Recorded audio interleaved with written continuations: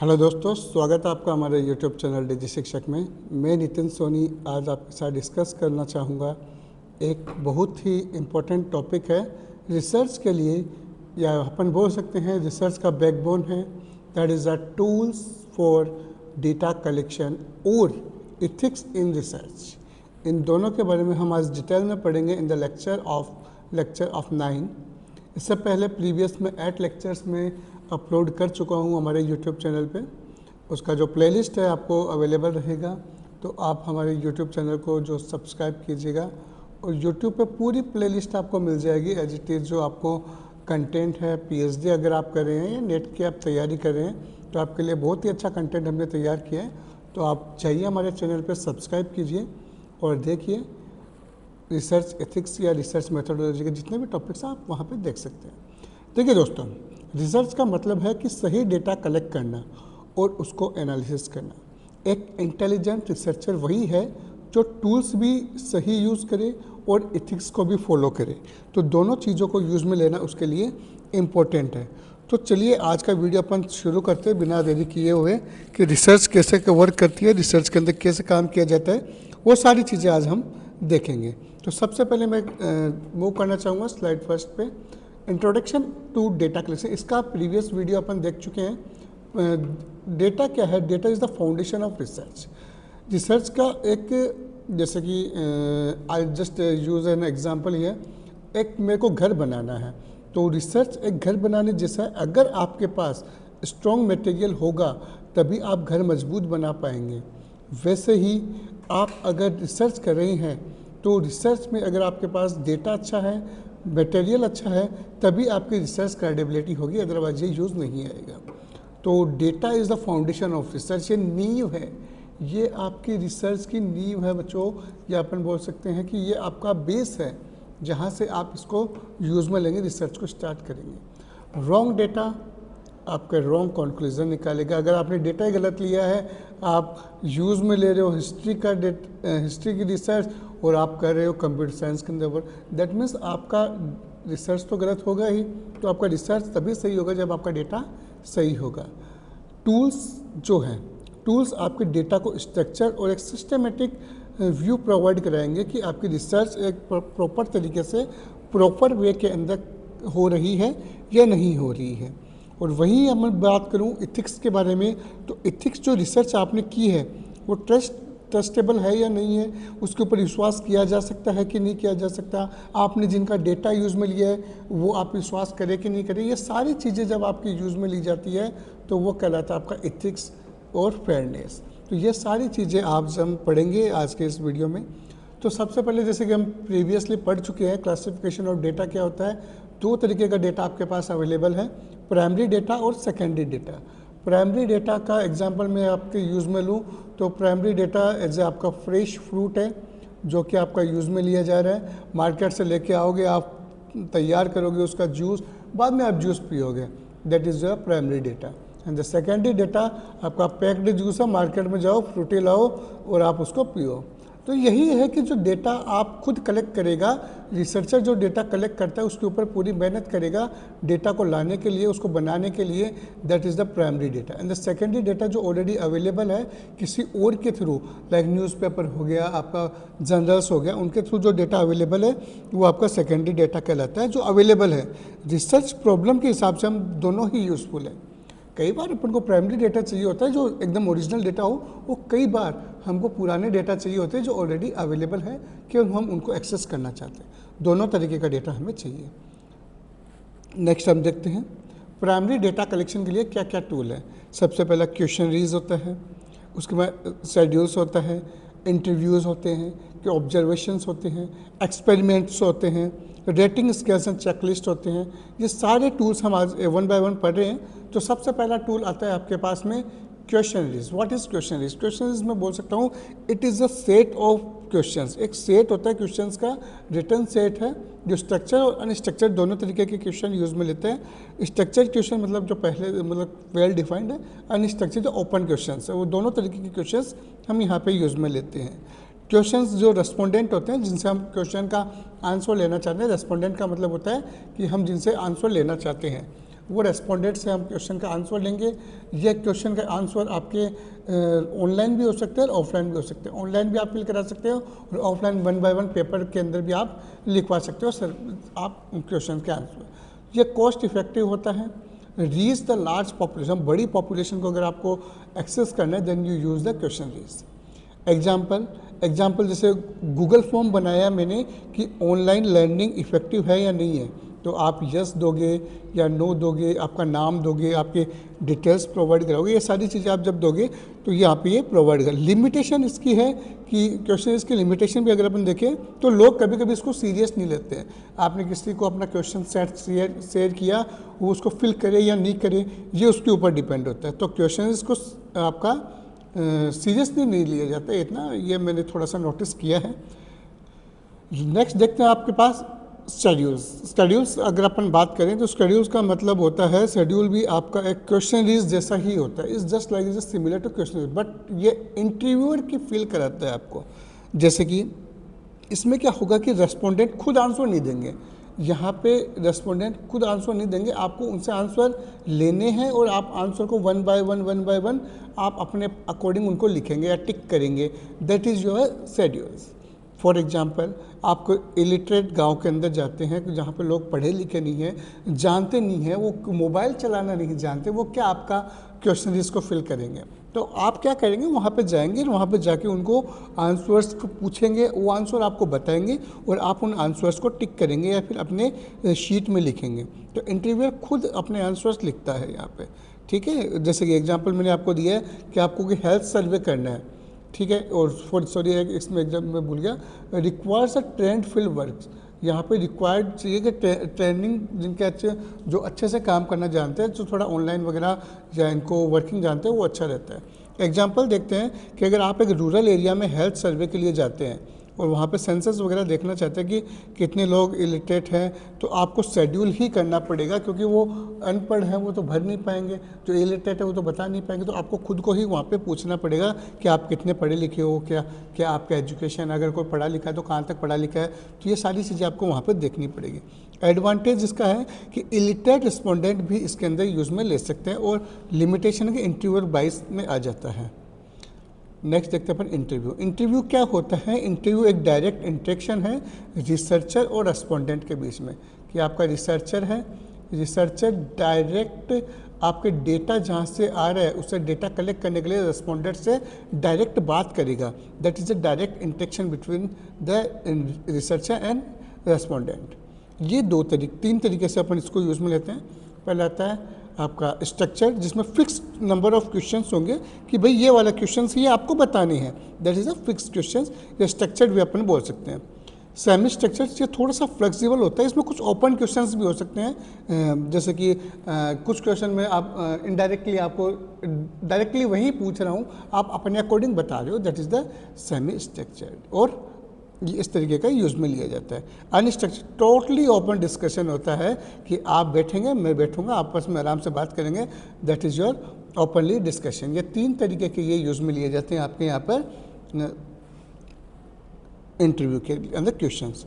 Next इसका अपन example देखिए, जैसे आपको डॉक्टर से इंटरव्यू लेना है कि टेलीमेडिसिन चैलेंजेस इन इंडिया, कि भाई जो टेलीमेडिसिन है, टेलीमेडिसिन कैसे वर्क करी है, तो आप डॉक्टर के पास जाएंगे, डॉक्टर से आप पूछेंगे कि भाई कैसे कैसे वर्क करती है, क्या क्या इसके अंदर लिमिटेशंस है, क्या क्या इश्यूज़ है, that all the provided by the interview, doctor आपको उसका आंसर्स देगा। तो इसका लिमिटेशन ये है, पहले अपन एडवांटेज की बात करें तो एडवांटेज जो इसका है, एडवांटेज ये है कि डेप्थ इन्फॉर्मेशन, आपको जितनी इन्फॉर्मेशन चाहिए वो इन्फॉर्मेशन आपको यहाँ से अवेलेबल रहती है इसके अंदर। अगर मैं लिमिटेशन की बात करूँ तो लिमिटेशन इसका ये है कि टाइम कंज्यूमिंग रहता है, क्योंकि अगर आप बात करने बैठ गए तो आपको पता है कि फिर तो इंटरव्यू लंबा खिंचता चला जाएगा, और थोड़ा सा कॉस्टली होता है, क्योंकि आपको जाना पड़ेगा अगले के पास, तो थोड़ा सा कॉस्टली भी हो सकता है ये। नेक्स्ट अपन बात करते हैं tool number 4, that is observation. Observation में रिसर्चर डायरेक्टली देख कर डेटा को कलेक्ट करता है, कि आपका जो रिसर्चर है ये ऑब्जर्व करेगा कि बिहेवियर और इवेंट से डायरेक्टली, जो आपका इवेंट है, इवेंट का क्या बिहेवियर है, आपका जो ऑब्जेक्ट है उसका क्या बिहेवियर, तो उसके लिए वो प्रेजेंट रहेगा वहाँ पे, प्रेजेंट रह के वो जब वर्किंग करता है, दैट इज़ योर ऑब्जर्वेशन। इसके दो तरीके हैं, पार्टिसिपेंट और नॉन पार्टिसिपेंट।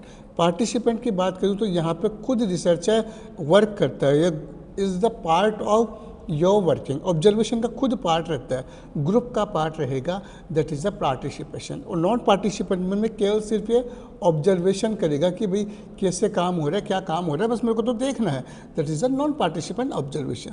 फॉर एग्जांपल जैसे कि आपको ऑब्जर्व करना है कि स्टूडेंट की जो क्लासेस है वो ऑनलाइन बेटर है या ऑफलाइन बेटर है, तो ये जिस चीज़ें आपको चेक करनी है, that's why we use observation technique. तो ऑनलाइन के अंदर आप ऑनलाइन मीटिंग्स अटेंड करके देख सकते हो, ऑफलाइन में आप क्लासेस अटेंड करके देख सकते हो as a part of participant और ऑब्जर्वेशन।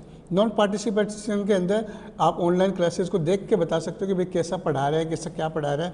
ऑफलाइन क्लासेस के अंदर आप बाहर से ऑब्जर्व करके बता सकते हो कि कैसा वर्किंग किया जा रहा है। That is the observation technique for the data collection. Next अपन देखते हैं, सबसे इंपॉर्टेंट टेक्निक है एक्सपेरिमेंट। एक्सपेरिमेंट एक साइंटिफिक मेथड है जिसमें कॉज इफेक्ट रिलेशनशिप को चेक किया जाता है कि आपका क्या कुछ डेटा सेट रहेंगे, डेटा सेट के ऊपर आप एक्सपेरिमेंट करेंगे, उससे क्या रिजल्ट आ रहा है, उस रिजल्ट को जब आप कंपेयर कर रहे हैं, that is your experiment technique. Experiment tools अपन वहाँ पे यूज़ में लेते हैं। फॉर एग्जांपल एक रिसर्चर एक ग्रुप को न्यू टीचिंग मेथड्स के साथ में पढ़ाता है। एक ग्रुप है, उसको कुछ नए मेथड्स हैं, उनके साथ में ऑनलाइन हो गया या फिर कोई पेपर टेक्निक हो, ओपन बुक हो गया, उसके साथ में पढ़ा रहा है, और एक जना क्या ट्रेडिशनल से पढ़ा रहा है। फिर दोनों ग्रुप को क्या कंपेयर किया जाता है कि क्या रिजल्ट आता है, that is your experiment tool. ये इंडिपेंडेंट वेरिएबल्स को भी यूज़ मिलेगा। रिसर्चर क्या करेगा, अपने अकॉर्डिंग उन वेरिएबल्स को चेंज कर सकता है, वहाँ पे डेटा को चेंज कर सकता है, डेटा के अंदर मैनिपुलेशन कर सकता है, जो उसको अच्छा लगेगा इफेक्ट को मेजर करने के लिए वो वहाँ पे यूज़ में ले सकता है। इसका एडवांटेज क्या है? एडवांटेज अपन बात करें तो एडवांटेज है कि आपका सबसे एक्यूरेट, एकदम एक्यूरेट जो रिजल्ट आना चाहिए वो रिजल्ट आएगा। लिमिटेशन इसका भी वही है, थोड़ा सा एक्सपेंसिव होगा और कुछ आर्टिफिशियल कंडीशंस भी यूज़ में ली जा सकती है। ये कॉस्टली हो सकता है आपका, क्योंकि जब हम एक्सपेरिमेंट करेंगे तो उसके लिए जो ऑब्जेक्ट्स वगैरह उनके लिए अमाउंट वगैरह लग सकता है। नेक्स्ट बात करते हैं अपन टूल नंबर 6 की, रेटिंग स्केल एंड चेकलिस्ट। अब यहाँ पे क्या होता है कि रिसर्चर रेटिंग स्केल्स और चेकलिस्ट यूज़ में लेते हैं। चेकलिस्ट बिहेवियर और एटीट्यूड को मेजर करने के लिए यूज़ में लिए जाते हैं।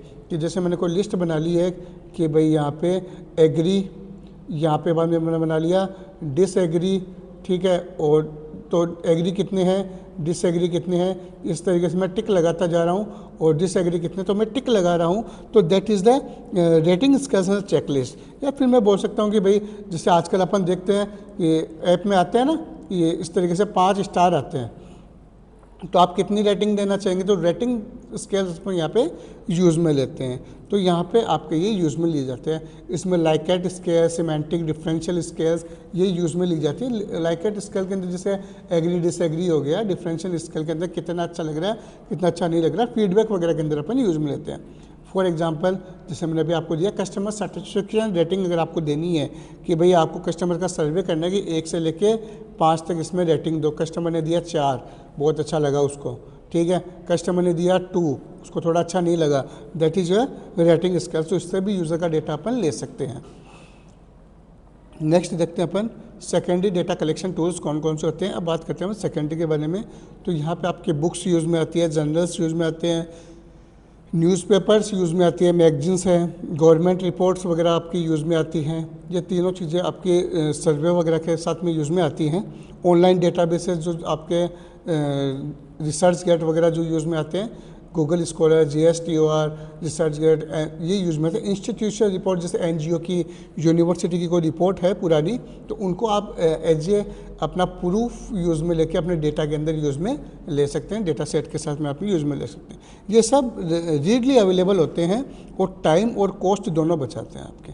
बट ये थोड़े से आउटडेटेड हो सकते हैं, जिसकी अपने प्रीवियस क्लास के अंदर देखा था कि भाई इनकी एक एक्सपायरी डेट होती है, पर्टिकुलर डेट तक ये आपके अवेलेबल होते हैं। जैसे कि अब मैं एग्जांपल लेता हूँ, इनके डेटा कौन कौन से कैसे कैसे यूज़ में लिए जा सकते हैं। जैसे पॉपुलेशन चेक करनी है, मेरे को पॉपुलेशन ग्रोथ चेक करनी है, तो मैं क्या यूज़ में लूँगा, सेंसस वगैरह को यूज़ में लूँगा, कितनी जनसंख्या वगैरह बढ़ी है, कैसे कितनों ने पढ़ा है, कितने लिटरेसी रेट वगैरह, वो सारी चीज़ें मैं देखूँगा। कंज्यूमर ट्रेंड्स को मैं अगर देखना चाहूँगा तो गवर्नमेंट इकोनॉमिक सर्वे करूँ कि रिपोर्ट है गवर्नमेंट की, वो मैं यूज़ में लूँगा कि भाई कितने लोगों ने कितना खर्चा किया है, कहाँ कहाँ खर्चा किया है, क्या एक्सपेंसेस रहे हैं, तो ये सारी चीज़ें कंज्यूमर ट्रेंड्स से मैं चेक कर सकता हूँ। एकेडमिक थ्योरीज में देखना चाहूँगा कि भाई किसी ने कुछ पढ़ा है, लिखा है कुछ, तो वो पब्लिश्ड जर्नल्स जो हैं, रिसर्च पेपर्स जो हैं, उनको मैं यूज़ में ले सकता हूँ। ये सारे आपके जैसे रिसर्च गेट हुआ, या आपके गूगल स्कॉलर हुआ, स्कोपस हुआ, ठीक है, WOS हुआ, ठीक है, SCI हुआ, यहाँ पे ये सारी जो थ्योरीज़ हैं ये सारी आपको अवेलेबल रहती है। एकेडमिक थ्योरी यहाँ पे अवेलेबल रहती है। करंट इवेंट्स जो मेरे को पढ़ने हैं, तो करंट इवेंट्स तो आपको न्यूज़पेपर या फिर ऑनलाइन रिपोर्ट है उनसे मिलेंगे। जो न्यूज़पेपर ऑनलाइन आते हैं उनके साथ में आप देख सकते हैं कि भाई आज क्या घटना हुई, कल क्या घटना हुई, क्या इंसिडेंट हुआ, क्या रिपोर्ट हुआ, क्या साइबर क्राइम हुआ, तो ये सारी चीज़ें आप इनमें देख सकते हैं। करंट इवेंट्स को आप यहाँ पे चेक कर सकते हैं।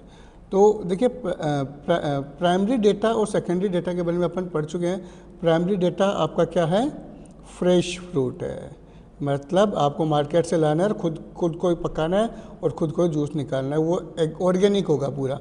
सेकेंडरी डेटा आपको मार्केट से अवेलेबल कोई पैक्ड जूस है उसको आप यूज़ में ले रहे हैं और वो आप यूज़ में लेंगे, और बट उसकी क्या है, एक एक्सपायरी डेट तक, पर्टिकुलर डेट तक का ही अवेलेबल होगा। ये दोनों ही इम्पोर्टेंट है हमारे लिए। नेक्स्ट देखते हैं कि इथिक्स क्यों ज़रूरी है। इथिक्स, अब सवाल आता है इथिक्स का क्या रोल होता है। तो इथिक्स रेस्पोंडेंट की राइट्स को प्रोटेक्ट करता है कि भाई आपने जो डिटेल्स दिया पार्टिसिपेंट ने, वो उसके राइट्स को प्रोटेक्ट करेगा।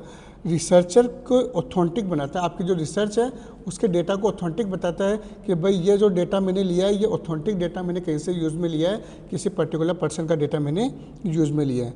यह ट्रस्ट बनाता है रिसर्च कम्युनिकेटर के अंदर।